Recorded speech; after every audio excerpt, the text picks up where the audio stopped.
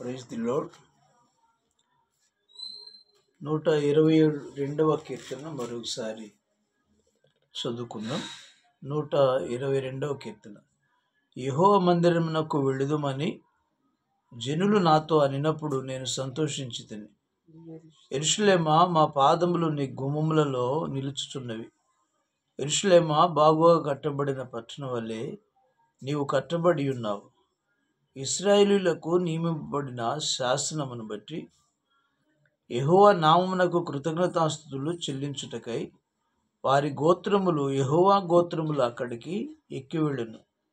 అచట న్యాయము తీర్చుటకై సింహాసనములు, దావీదు వంశీయుల సింహాసనములు స్థాపింపబడి ఉన్నవి. యెరూషలేము యొక్క క్షేమము కొరకు ప్రార్థన చేయుడి. యెరూషలేమా, నిన్ను ప్రేమించు వారు వర్ధిల్లుదురు. నీ ప్రాకారములో నెమ్మది కలుగునుగాక, నీ నగరులలో క్షేమముండునుగాక. నా సహోదరుల నిమిత్తము, నా సహవాసుల నిమిత్తం నీకు క్షేమము కలుగునుగాక అని నేను అందును. మన దేవుడైన యెహోవా మందిరము నిమిత్తం నీకు మేలు చేయ ప్రయత్నించేదను. దేవుడి మాటలు మన వినికిడిలో దీవించునుగాక. ఆమేన్. ఆమేన్.